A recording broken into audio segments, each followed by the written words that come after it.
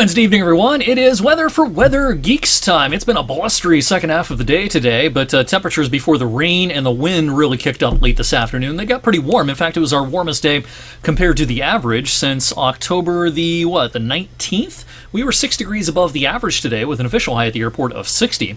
That's the last time we'll probably flirt with 60 for a while, although Friday may be kind of a close call. We'll get into the upper 50s, we think, on Friday before cooler things arrive just in time for the weekend and especially early on next week. But those showers that rolled through, especially during the 5 and 6 o'clock hours, they were accompanied by some gusts of 30 to up to 40 miles per hour, a couple of strokes of lightning and claps of thunder here and there as well. For the rest of the evening, some of this scattered shower activity off to our north, up near I-90 and out over Lake Erie, might pivot through and dampen a few spots, but a lot of us will stay dry from here on out. At the top of the hour here in the 7 o'clock hour, the gust at the airport was 24, but it gusted over 30 to 35 earlier on this evening. We'll go through the next couple of days here. We'll go through Thursday pretty quickly because not much is going to happen. It's going to be a quiet day with high pressure in control, a bright day, but a cool day. Upper 40s to around 50 should do it for Thursday afternoon. Then clouds increase Thursday night. Now let's talk about Friday's rain. We'll get off to a dry start Friday morning, but clouds will thicken. And I'm going to stop our animation here right around midday, noon, 1 o'clock, 2 o'clock.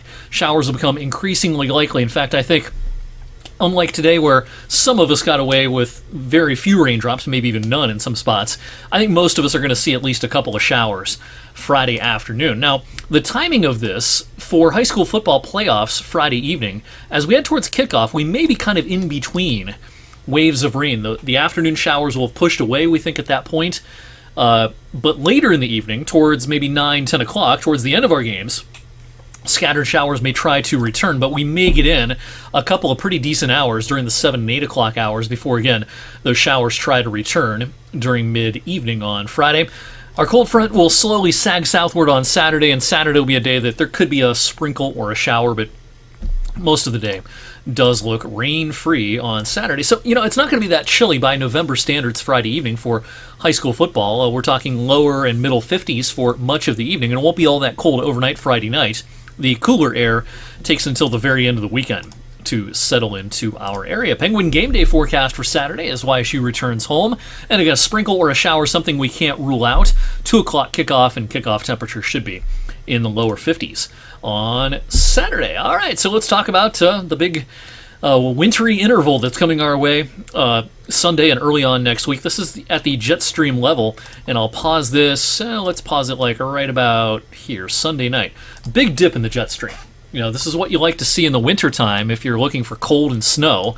We're not in the wintertime just yet, but this air mass will be sufficiently cold enough that we are expecting frozen precipitation mostly Sunday night and into Monday, parts of Monday night as well. Now, during the day Sunday, we should be liquid. We should have rain showers here and there before the colder air wraps in. Now, temperatures might actually fall ahead of our system for Sunday afternoon. We'll drop all the way down below freezing Sunday night.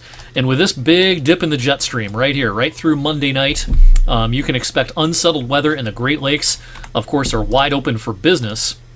After a warm summer and early fall, the Great Lakes as a whole are running warmer than the average. Most importantly for us, Lake Erie is still about 3 degrees above average for this time of the year. Some buoys out on Lake Erie showing temperatures still in the mid-50s. Again, that's a few degrees above where they typically are at this time of the year. So this kind of a recipe with warmer than average water on the lakes and very cold air, especially aloft, in a favorable wind direction means we'll have lake effect and lake enhanced snow showers mostly Sunday night during the daylight hours Monday into Monday night as well. Now, as far as impacts go, we're a ways away still from, pinpointing accumulations and things like that, but could this be enough to be impactful for Monday morning's commute? I could see that. I could see where some surfaces get slick and covered up.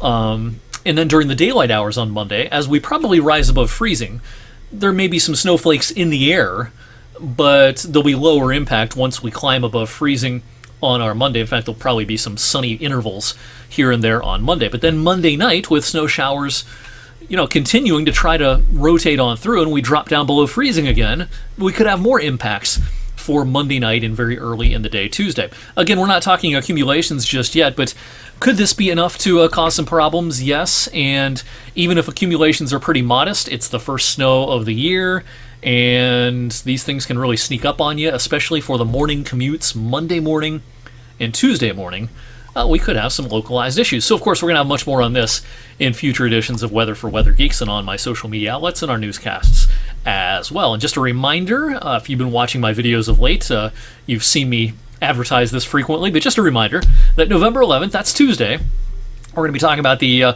upcoming winter forecast. We're going to post the newscast versions online right after the 6 o'clock news. That's the 2.5, 3 minute version. But then after the 6 o'clock news, probably online by about 7:30 or so Tuesday evening, we'll do the long, kind of geeky, detailed version of the winter forecast.